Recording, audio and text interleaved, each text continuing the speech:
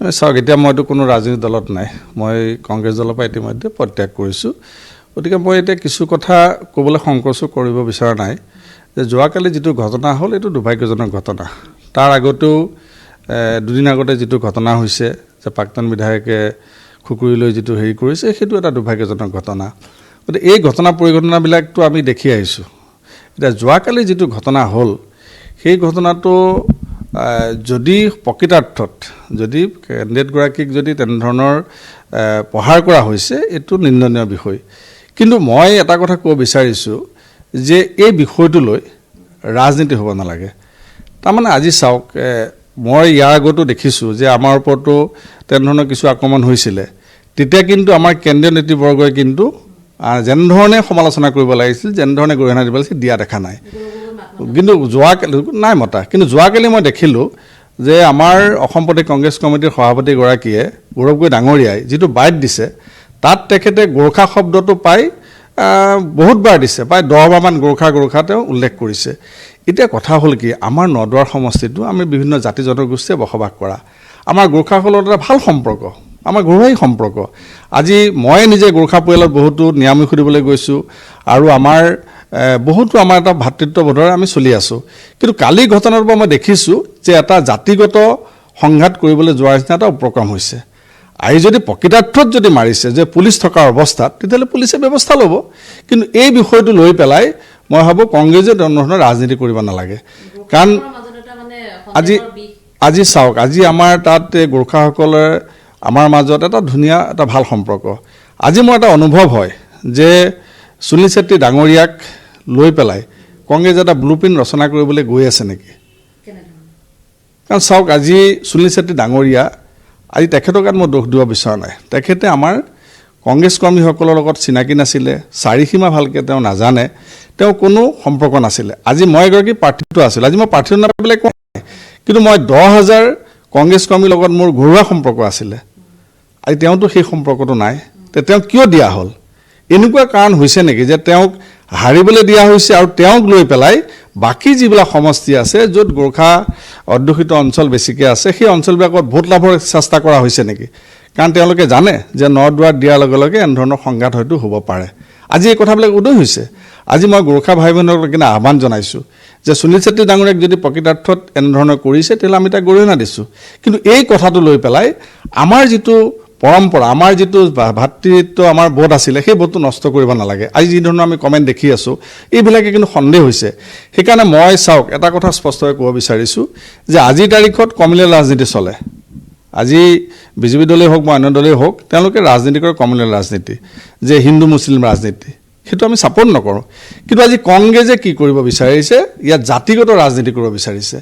যে তেওঁলোকে বৰ অসমৰ কথা কয় কিন্তু আজি বৰ অসমৰ কথাটো ভাগ কৰিবলৈ বিচৰা হৈছে এইটো মোৰ স্পষ্ট কথা মই দলত ওলাই আহিছোঁ বুলি কথাটো নহয় কিন্তু এইবিলাক কথাই আমি মাজে মাজে অনুভৱ কৰোঁ গতিকে মই সেইকাৰণে ক'ব বিচাৰিছোঁ যে আজি হয়তো কোনোবাই ক'ব পাৰে তেওঁ টিকেট নাপালে কাৰণে তেওঁ বিজেপি ছাপোৰ্টত কৈছে কিন্তু মই সেইটো কোৱা নাই মই সুনীল ছেত্ৰীক দোষ দিব বিচৰা নাই যে সুনীল ছেত্ৰীক আজি লৈ অহা হ'ল নেকি এনেধৰণৰ কথাৰ কাৰণে যে বৰচলাত লাভ হ'ব ধৰক আজি গহপুৰত লাভ হ'ব আজি মাৰ্ঘেৰিটাত লাভ হ'ব কালি আমি দেখিছোঁ বহুত ঠাইত তেনেধৰণৰ কথা বতৰাবিলাক আহিছে কিন্তু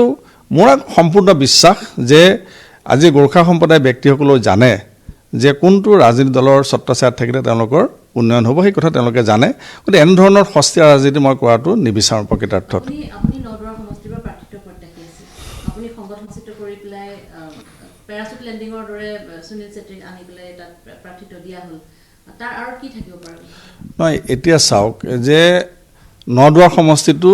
কংগ্ৰেছ দলে ডাষ্টবিনত ব্যৱহাৰ কৰে তেওঁলোকে ইয়াৰ আগতো তেনেধৰণৰ ব্যৱস্থা কৰিছে যে 21 চনতো ৰিপুণ বৰা ডাঙৰীয়াই আমাৰ তাত এগৰাকী বড়ো সম্প্ৰদায়ৰ ব্যক্তিক দিলে তেওঁ সমষ্টিত বড়ো সম্প্ৰদায় ভোট থকাৰ কাৰণে আজি ঢেকীয়াজুলিতো তেনেধৰণৰ বড়ো সম্প্ৰদায় ভোট থকাৰ কাৰণে দিলে কিন্তু পিছত ৰিপুণ বৰা ডাঙৰীয়া 50,000 ভোটত হাৰিছে গতিকে এইবাৰো তেনেধৰণৰ এটা চিন্তা চৰ্চাই তেওঁলোকে আনিছে মোৰ যিটো ধাৰণা যে কাৰণ নহ'লে পেৰাচুট লেণ্ডিংটো নকৰে আৰু ধৰক বহুতো আমাৰ আছিলে গোৰ্খা সম্প্ৰদায়ৰ কেণ্ডিডেট আছিলে যোনে চিনি পায় সমষ্টিটো তেওঁলোকক লৈ দিব পাৰিলেহেঁতেন কিন্তু তেওঁলোকে এনেকুৱা এটা নাম থকা মানুহ আনিছে যিটো গোটেই অসমত প্ৰভাৱ পৰিব যাৰ কাৰণে আজি দুলীয়াজনৰ ৰিয়েকশ্যন হৈছে অন্য ৰিয়েকশ্যন হৈছে এই কথাটো মোৰ অকণমান সন্দেহ হয় আৰু ইয়াৰ লগতে মই এটা কথা ক'ব বিচাৰিছোঁ যে গৌৰৱগগৈ ডাঙৰীয়াই আমাৰ নিচিনা বহুতো ত্যাগ কৰা কংগ্ৰেছ কৰ্মীক তেখেতে কৈ থাকে যে পিছফালৰ পৰা তেখেতৰ দেউতাকক চুৰি মাৰিছে বুলি, কিন্তু তেখেতে আমাক ফ্ৰণ্টৰ পৰা চুৰি মাৰিছে। গৌৰৱ ডাঙৰীয়াই যিটো বেয়া দিনত আমি দল কৰি থকা বহুতো কংগ্ৰেছ কৰ্মীক, আমি কংগ্ৰেছী নেতাসকলক, বচা নেতাসকলক, যিসকলে তেখেতৰ ভৱিষ্যত তেখেতৰ লগত নাথাকে বুলি ভাবি লোৱা ব্যক্তিসকলক তেওঁ ফ্ৰণ্টৰ পৰা চুৰি মাৰিছে। গতিকে সেইটো কথা স্পষ্ট। গতিকে এনেধৰণৰ সস্তীয়া ৰাজনীতিৰ দ্বাৰা এতিয়া কংগ্ৰেছটো চলিব বিচাৰিছে। তেওঁলোকৰ সুদূৰ প্ৰসাৰী কোনো এজেণ্ডা নাই। কংগ্ৰেছৰ ৰাজনীতি বুলি কওঁতে আপোনাক এটা কথা সুধো, আজি মুখ্যমন্ত্ৰী জুবিন গাৰ্গ, হাৰ্টথ্ৰব জুবিন গাৰ্গৰ মৃত্যুৰ প্ৰসংগটো নিৰ্বাচনী এজেণ্ডা কৰাৰ কাৰণে তেওঁলোকে ৰাজনীতি কৰিছে আৰু খুব তলখাপৰ ৰাজনীতি কৰিছে।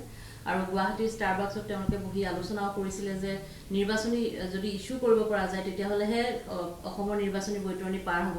আপুনি যেতিয়া কংগ্ৰেছত যিহেতু আছিলে, আপুনি সেইখিনি আপুনি ত্যাগ কৰা বেছিদিন হোৱাই নাই, গতিকে আপুনি কেনেকুৱা এইখিনি কথা আপুনি কিমান গম পায়? চাওক, জুবিন গাৰ্গ হ'ল আমাৰ আত্মা, অসমীয়া জাতিৰ আত্মা। আৰু জুবিন গাৰ্গৰ নাম ল'লেই গা শিয়ৰি উঠে। জুবিন গাৰ্গৰ যিটো হত্যা হৈছিলে বা সেইটো ন্যায় সকলোৱে বিচাৰিছিলে, যে হত্যা বুলি যিহেতু ওলাইছে গতিকে হত্যাটো সকলোৱে ন্যায় বিচাৰিছিলে। আৰু সেইকাৰণে সৰ্বসাধাৰণ ৰাইজ ৰাজপথলৈ ওলাই আহিছিলে। সি বিজেপি কংগ্ৰেছ বুলি ওলোৱা নাছিলে, সকলো সৰ্বসাধাৰণ ৰাইজ ওলাই আহিছিলে। গতিকে জুবিন গাৰ্গে ন্যায় পাব লাগে। আৰু সেই সময়ত সেই ৰাজপথলৈ যেতিয়া ৰাইজ ওলাই আহিল, জনগণ যেতিয়া জাগি উঠিল, তেতিয়া গোটেই ইছ্যুটোত কংগ্ৰেছ সোমাই পৰিল। আজি মই এইকাৰণে স্পষ্টভাৱে ক'ব বিচাৰিছোঁ, মই কংগ্ৰেছৰ পৰা ওলোৱা বুলি নহয়, যে কংগ্ৰেছে যেতিয়াই জুবিন গাৰ্গক লৈ ৰাজনীতি আৰম্ভ কৰিলে তেতিয়াই কিন্তু ইছ্যুটো ৰাইজৰ মাজৰ পৰা নাইকিয়া হ'ল। আপোনালোকে চাব যে কংগ্ৰেছে যেতিয়াই এই ইছ্যুটোক লৈ পেলাই বেছিকৈ সোমাবলৈ ল'লে তেতিয়া তেওঁলোকে ৰাজনীতি নাই। কাৰণ কংগ্ৰেছৰ সৰু সৰু মিটিংবিলাকতো জুবিন গাৰ্গৰ গান বজোৱা হ'ল, জুবিন গাৰ্গৰ ফটো হেৰি কৰা হ'ল। আমি বিচাৰোঁ, আৰু জুবিন গাৰ্গ আমাৰ হৃদয়ত আছে, আমাৰ আত্মাত আছে, কিন্তু কংগ্ৰেছে এই বিষয়টো লৈ পেলাই তেওঁলোকে ৰাজনীতি কৰিবলৈ আৰম্ভ কৰিলে। আৰু আমিও দেখিছোঁ যে আমাৰ সভা সমিতিবিলাকত যেতিয়া দিল্লীৰ পৰা যিসকল নেতা আহে তেওঁলোকে জুবিন গাৰ্গটো ভালকৈ ক'ব নোৱাৰি, তেওঁলোকেও কয় যে জুবিন গাৰ্গৰ ফটো লগাওঁ, গান লগাওঁ, মায়াবিনী লগাওঁ, এনেধৰণৰ কথাবিলাক কি সূচায়। তাৰমানে এতিয়া আপোনালোকে চাওক, মাজতে এগৰাকী নেতা আহিছে, তেওঁ ৰৈ কেতেকী ক'বলৈ হৈছে। তেওঁলোকে এইখিনি অধ্যয়নটো নাই, কিন্তু তেওঁলোকক কৈ দিয়া হৈছে যে এইকাৰণে এইটো অকণ মই নকওঁ যে মুখ্যমন্ত্ৰী ডাঙৰীয়াই কি কাৰণে কৈছে মই নাজানো, কিন্তু মোৰ ব্যক্তিগত ধাৰণা যে আমিও কিছুমান বস্তু অলপ ভাল পোৱা নাছিলোঁ যেতিয়া আমি দলত আছিলোঁ।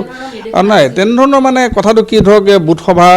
বুথ সন্মিলন এখন হ'লে তাত জুবিন গাৰ্গৰ ফটো লগাবই লাগিব, গানটো বাজিবই লাগিব। গতিকে এইটো আমাক তেনেকুৱা ধৰণৰ আহিছিলে নিৰ্দেশনা যে জুবিন গাৰ্গৰ সেইটো কৰিবই লাগিব। গতিকে এইবিলাক কথা বতৰাই চাগে হয়তো তেনেধৰণৰ কিছু ৰাজনীতি সোমাই থাকিবও পাৰে। কিন্তু মই এটা কথা কওঁ যে জুবিন গাৰ্গক লৈ ৰাজনীতি যোন দলেই নহওক ৰাজনীতি কৰিব নালাগে। জুবিন গাৰ্গৰ ন্যায় ৰাইজে বিচাৰিছে, জনসাধাৰণে বিচাৰিছে। এইটো তেনেধৰণৰ খন্তেকীয়া ইছ্যু লৈ মই ভাবোঁ যে এটা দল কেতিয়াও টিকিব নোৱাৰে। দল এটাৰ ভৱিষ্যত সুদূৰ প্ৰসাৰী চিন্তা চৰ্চা লাগিব, ডাঙৰ ভৱিষ্যতৰ ভিজন লাগিব। গতিকে এনেধৰণৰ কিছু খন্তেকীয়া কিছু ইছ্যু লৈ পেলাই যদি ৰাজনীতি কৰিব বিচাৰে কোনো দলে তেনেধৰণে পাৰ কৰিব নোৱাৰে। নহয়, এতিয়া চাওক, তেওঁলোকে যদি এনেকুৱা সৰু এতিয়া যোৱাকালি ঘটনাটোকে তেওঁলোকে এটা হেৰি কৰিব বিচাৰিছে, ধৰক এতিয়া এইবিলাক কথা যে সৰু কথা কিছুমান লৈ পেলাই তেওঁলোকে ৰাজনীতি, কিন্তু সুদূৰ প্ৰসাৰী এটা এজেণ্ডা লাগিব। এতিয়া মইতো তেনেকুৱা দেখা নাই, কাৰণ নিজেও আমি কিছু কথাত বহুত অনুভৱ কৰি আহিছিলোঁ। গতিকে আজি এইবিলাক কথা কোৱাৰ কাৰণে হয়তো কোনোবাই ভাবিব পাৰে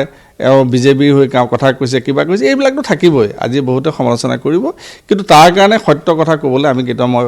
আফচোচো নকৰোঁ। আৰু মোৰ কোনো ধৰণৰ ৰাজনীতি দলতো নাই, আৰু ভৱিষ্যতে যাওঁ নে নাযাওঁ এইটো পিছৰ কথা, কিন্তু মই ক'বলৈ কুণ্ঠাবোধ নকৰোঁ কেতিয়াও।